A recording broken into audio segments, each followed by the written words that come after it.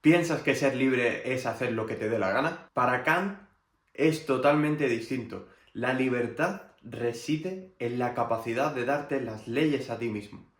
Y el bien también se encuentra en esta capacidad del ser humano.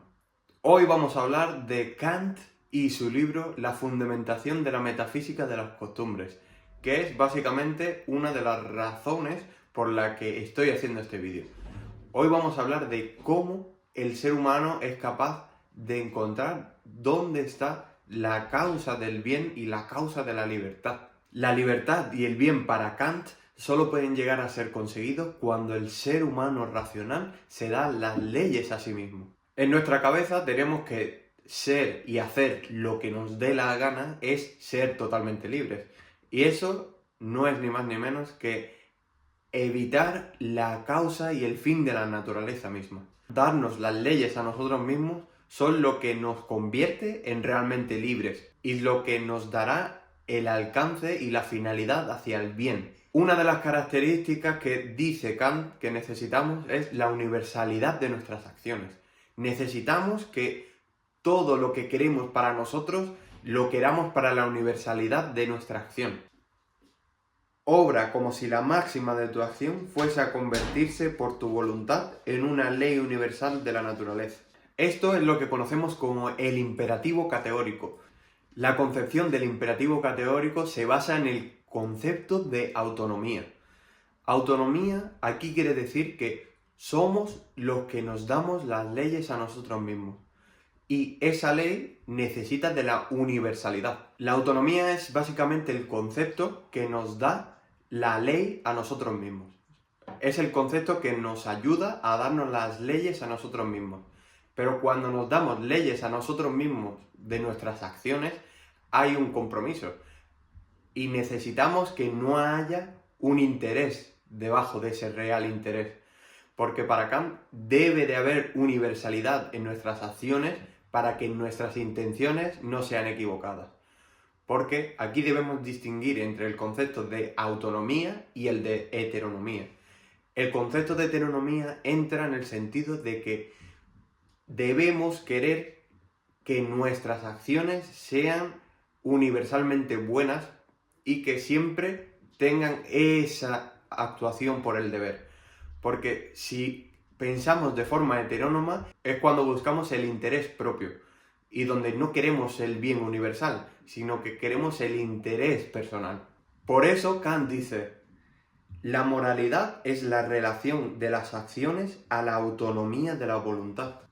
Kant basa la esencia del concepto de moralidad al concepto de la autonomía, donde el ser auténticamente racional y que busca el bien universal se basa en darse las leyes a sí mismo, pero en base a la autonomía, en base a querer el bien universal y no actuar por el propio beneficio y en la búsqueda del interés personal, como en el concepto de la heteronomía de las acciones. Y ahora, yendo a la práctica, podríamos preguntarnos cuáles son las acciones que serían buenas por sí mismas, que cumplen este imperativo categórico. Quizá el ejemplo que podríamos poner ahora mismo podría ser el de no matar a otra persona.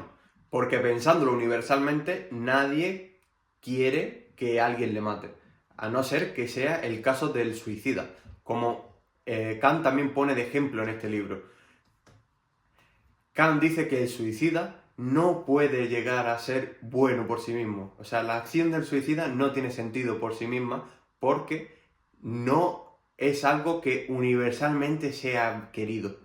Es decir, su voluntad no está actuando en relación a la autonomía, sino está actuando en relación a la heteronomía. Busca el interés propio, ya que no es capaz de soportar esta vida y necesita quitársela.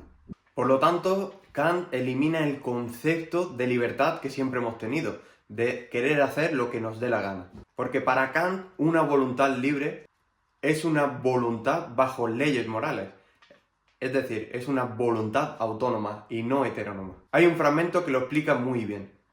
La voluntad es un tipo de casualidad de los seres vivos en tanto que son racionales, y la libertad sería poder ser eficiente independientemente de causas ajenas. Es decir, para Kant la libertad se basa en ser autónomos, en ser capaces de darnos las leyes a nosotros mismos, no según el beneficio propio, sino el beneficio de la sociedad y de la universalidad en general. Es decir, para Kant trascenderíamos todo lo que serían las culturas y cualquier tiempo determinado. No depende de circunstancias culturales y de circunstancias determinadas, sino que la libertad para Kant se basa en una autoadjudicación de leyes según el beneficio de la universalidad general. Para mí, y ahora entra mi opinión personal, es un poco difícil de intentar conseguir y actuar en consecuencia de este imperativo categórico, porque muchas veces nos enfrentamos a las emociones que tiene el ser humano. El ser humano es algo racional, es un ser racional por sí mismo, pero también es un ser sensible. Entonces, ahí es donde entra la confrontación en el ser humano, entre la racionalidad y la sensibilidad, que no es ni más ni menos que es el debate que encontramos en la modernidad, donde tenemos por un lado a Descartes, que dice que solo podemos basarnos en la racionalidad y en lo que nuestra mente representa, y no en la sensibilidad y en los sentidos, en la información que nos proporcionan los sentidos.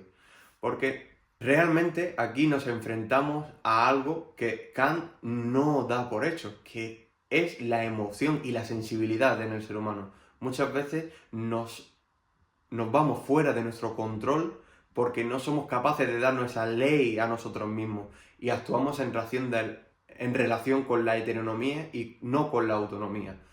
Quizá Kant tenga razón, pero también debemos entender que la sensibilidad y las emociones forman parte del ser humano.